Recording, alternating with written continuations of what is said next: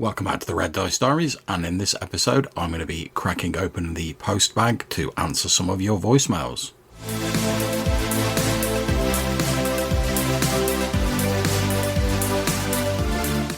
And our first voicemail is Jason Connolly from the Nerds RPG Variety Cast. So take it away, Jason. Hey guys, Death Knights. So yeah, the Lord Soth novel's one of the very few D&D novels I've read back in the day when it came out. All I really remember is him standing there on the cover looking menacing. So yeah, it didn't leave much of an impression. I didn't read any other D&D novels, so obviously they need to go in the bin. Death Knights are cool. The touch tone I get for Death Knights and kind of the way I think I'd run with them, and this is a little bit different than Death Knight, but I think of like the Blind Dead films. If you haven't seen the Blind Dead films, they're these Spanish horror films, and basically they're these Knights Templar that switched over and to instead of serving God started worshiping demon, and they were doomed. So you have like these skeletons that ride skeletal horses and chase people down and cut them down with their swords. And so the movies are, I mean, they're not great movies, but the images of the Blind Dead, and especially them like riding their horses, are really cool. There's 4 of these movies, actually. It's kind of interesting. If you haven't ever seen one, you're going to watch one. Maybe the second one is the most exciting. The first one's pretty thematic. The third one with the galleon is, it's it's not good. And then the last one, the seagull one, is not. I would say watch the second one if you haven't seen any of them. But yeah, check out the Blind Dead.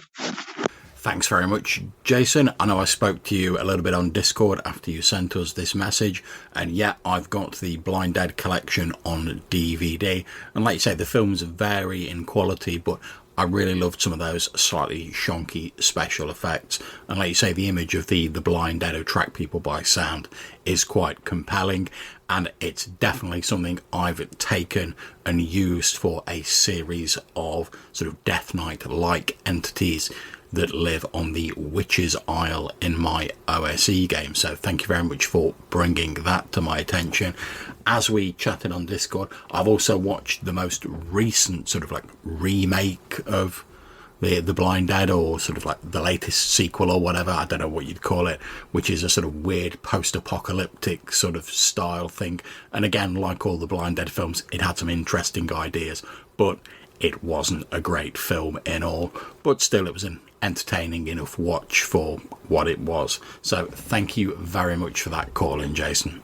And we've got some more from Jason now, so take it away. Enjoyed your monk doubleheader. So I understand where John's coming from. I think I disagree with him a little bit. That's all right, mate. Wouldn't be the first time someone's disagreed with me. Anyway, sorry for butting in. I agree that a lot of these subclasses take away from the main classes, but I see the ranger as unneeded, to be honest. It's just a fighter. And again, the paladin, if you're going to be more fighty, you're a fighter. And if you're going to be, you want to heal and stuff, then just make him a more buff cleric that's more combat-oriented cleric, right? So in the Black Hack, where you have damage dice by class, I think the monk could definitely just be a fighter. You just take that fighter, reclass him as a monk, and be done with it, right? And maybe, you do a drug deal with a DM to let you not wear armor and get lower AC or whatever. But in regular D&D, you'd have to tweak a little bit. Otherwise, you're not going to get the unarmed attacks that are, so flavorful for a monk. So, yeah, I don't know. I agree it doesn't really fit in a standard Western fantasy, although I think it's easy enough to come up with monastic orders that brew beer, sing carols, and also, train in unarmed combat styles. But all in all, great episodes, great coverage, and really enjoying the podcast still. Take care. Thanks very much, Jason. Yeah, I think you're absolutely right. You could, in a lot of games, easily reflavor the sort of core classes or character archetypes to get these sort of variants. I think, as you say, in D&D, it's a bit more necessary to have these additional classes because they give you like abilities that you can't really get hold of. Certainly in the earlier versions, like as sort of like feats or whatever, because obviously those didn't exist in earlier versions, to go on to a core class. And yeah, I think my sort of issue with the monk isn't so much that it doesn't fit in with the Western flavour, although I suppose I wasn't very clear with that in the original episode. My sort of problem with it is that it's a really interesting archetype from sort of like Eastern-inspired fantasy. And I think there's a lot of other sort of archetypes and great mythology that go with that. So if I was going to include that in a game, I almost think it's a shame to sort of bring that aspect of that sort of mythology and culture in without sort of bringing some of the others in. So if I was going to have a game with sort of like Eastern Star monks in, I'd like to see more of that mythology and other stuff coming in rather than just sort of copy and pasting it into a game that's largely inspired by Western mythology. But now what's that? I think I can hear something eating my prized lettuces in the garden. If only I had someone to help me deal with these pesky arthropods. Hey, you two, that was an awesome episode on the Flailsnail. I love that monster. It is in Pathfinder, so I don't know, it might have been in 3rd edition, but it is in Pathfinder, and they talk about its scintillating shell. They unfortunately, they don't give any cool things that you can do with its shell after you destroy it or kill it. It's worth 800 gold, but they don't talk about how you can make a cool-ass magic shield out of it. And they certainly don't mention anything about its trail being turned into glass. I think that is an amazing, amazing little feature that 5e threw in. And I love what you two were talking about, how you could use that for farming glass in your medieval times game, or like if you break the tavern window or something. That is genius. I absolutely love that. In this, it can warp magic. So there's an 80% chance of the shell being able to warp magic if the spell is cast on the Flailsnail. And if that check fails, like you roll a d10 and one of 4 things can happen. Either it'll reflect the spell back on the caster, reflect it on whoever's closest to the snail.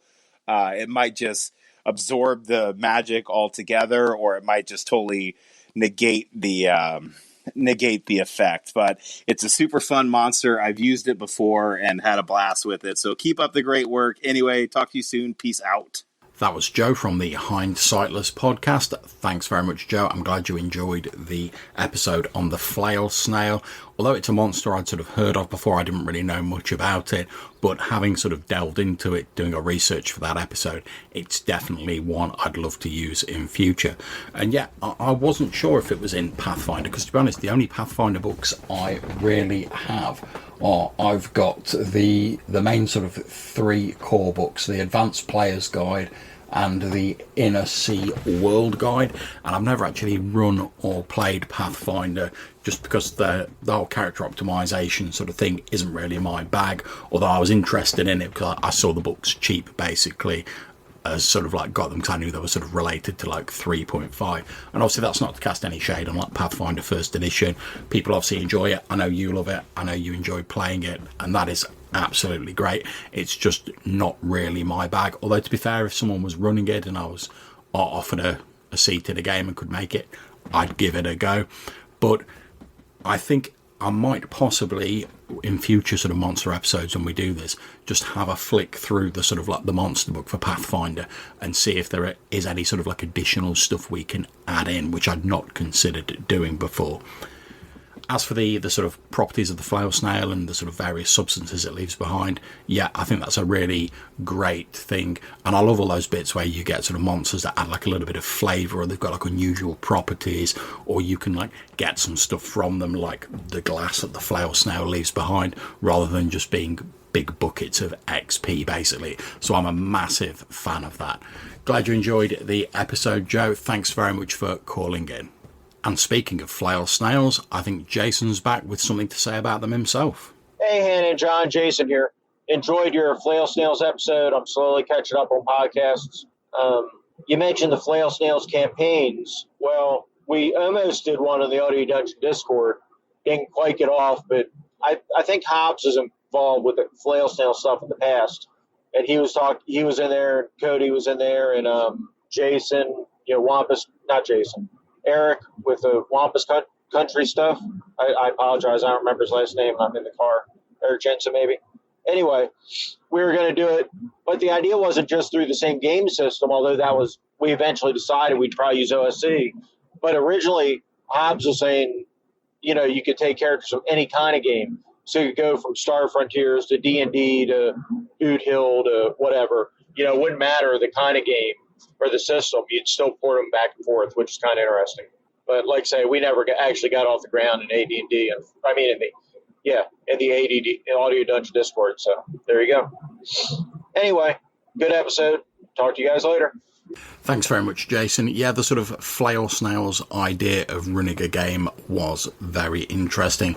I certainly know when I saw it, there were guidelines for converting from sort of different class and level based games to sort of like run games in different systems. So you could take a character that was from like a 3.5 D&D and a character that was from BX, and using sort of like conversions and a bit of sort of spackling over the gaps, you could sort of use them in the same game. I didn't see anything in the resources I read about using from entirely different game systems, but to be honest, if you're already doing that work to sort of like smooth over the cracks between the different class and level systems, hey, I don't see why not. And as long as everyone gets an enjoyable game, absolutely grand. That's the point of it after all. Thank you very much for calling in, Jason.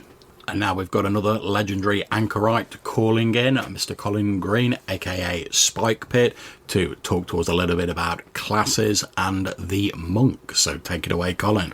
Well, guys, really enjoyed the episode on monks. I think tackling character classes on the podcast is pretty brave, something I've steered away from, but would like a try, perhaps in the future. Maybe I'll zero in on 5th edition. The interesting thing I found with 5th edition is the introduction of backgrounds in combination with character classes allows you to do some pretty clever little riffs, achieving maybe some of the things you was talking about liking with monks. So Gavin Norman's Friar is probably quite achievable. I play a halfling monk, and he's an acolyte, and he's much more about helping the downtrodden, and he's pretty non-violent, and he's not your typical Eastern style monk. Thanks very much for calling in, Colin. Whilst I don't know about tackling character classes as being particularly brave, although I do see what you mean, I don't know whether we'll tackle other character classes. I expect Hannah will want to do an episode on the Bard because that's her favoured class. And I think we're probably just going to talk about the few that sort of like inspire us, or that maybe we're not so keen on, rather than going into any sort of detailed breakdown on the classes, since I think that's been done a fair few times before. That said, if you want to get into like looking at classes more on your podcast, I'd love to hear a bit more, particularly about the 5th edition classes, to be honest, because I'm not as sort of I've not played as much 5th edition as yourself, so my exposure to them has been fairly limited. Although I agree, yeah, I do love the backgrounds in D&D 5th edition. I think that's a little addition that doesn't really add a great deal of system complexity, but can add a lot of depth to your characters. And in fact, as you know, in the OSE campaign I'm running that you're playing in at the minute, there's an advanced sort of fantasy option in there, which is like an optional rule which allows you to like pick a profession, and there's no real like rules for that. It's just like this is the stuff you did before you became an adventurer, and it's left to the GM how to interpret that. And I sort of pretty much interpret it as if you want to do a task that's related to your profession and it's nothing particularly groundbreaking. So like if you're like a forester and you're like, oh, I want to go and find some good wood to chop down, I'm just like, yeah, you do that. You've got the skills to pay those particular bills. If it's something a bit more sort of difficult or sort of extraordinary, then I would give a bonus to a person who had those professions. And again, I think it just adds a nice little bit of depth to the characters without adding a great deal of complexity. So I shall look forward to hearing if you do some stuff with classes on your podcast. And hell, if you want someone to come on and wax lyrical about classes, hit me up and let me know. I'd be more than happy to do that. Thank you very much for calling in, Colin. And now to round things off, we've got Joe back from the Hindsightless podcast, who wants to talk a little bit about the crypt thing. Go ahead, Joe. I used the crypt thing in my Pathfinder game, and it was super fun. I ended up 4 out of the 5 players ended up failing their will saves, so they all got teleported hither and yon. There was one character left and one animal companion left in there, and they both beat feet real quick. And just thank you for the inspiration. That was awesome. Feel free to play this since I've sprung it on them if you want. Anyway, hope you two are well. Peace out. Thanks very much, Joe. I'm glad you enjoyed the episode on the crypt thing and it gave you some inspiration for your game. Yeah, I think it's one of those monsters, as we said in the episode, that's great when it's sort of like used sparingly, but could become a bit sort of annoying if it was used too much. But it sounds like you've done that and you've had a great time using that in your game. So I'm really pleased to hear that. Thanks very much for calling in. And we have an email that we've received from my old friend Rob Davis, aka theSwamper, and he says, I just wanted to say I enjoyed your podcast on monks. I agree with John's comments that aside from flavour, there's little mechanical reasons to take a fighter over a monk. I've not got much to add except that the monks in 5e seem a little too superhero-y for me, with all the many abilities they get as they level up. I think their damage should be lowered to be more in balance with other classes. I know logic doesn't apply much in fantasy RPGs, but it seems silly that punching someone wearing armour could be anywhere near as effective as stabbing them with a sword. Can you imagine punching a ballet or a dragon? So thank you very much for sending that email in, Rob. And yeah, I do think the monk class leans more towards the sort of, certainly as it's presented classically, leans more towards the sort of super heroic end of the scale of fantasy, which is absolutely fine if that's what you want in your game. Personally, I tend to run sort of like a slightly more, I'm not going to say gritty, but a slightly sort of lower fantasy, I suppose, sort of version of old school D&D. So the monk always sort of stands out like a bit of a sore thumb to me. But as I've said, if I was running a campaign that took that sort of Eastern mythology sort of vibe into account, then I definitely wouldn't have a problem with using the monk. So thank you very much for emailing, Rob, and thank you to all of my other wonderful callers. We had Jason from Nerds RPG Variety Cast, Joe from the Hindsightless podcast, and of course Colin Green from Spike Pit, not to mention Rob sending us an email.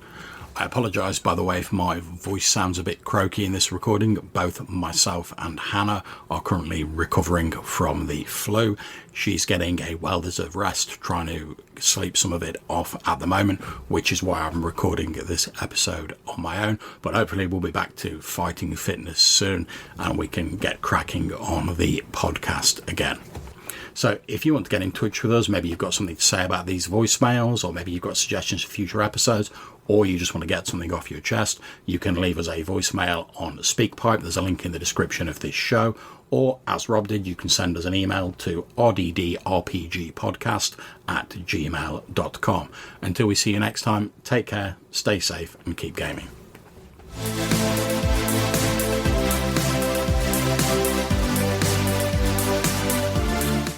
That was Joe from the Hindsightless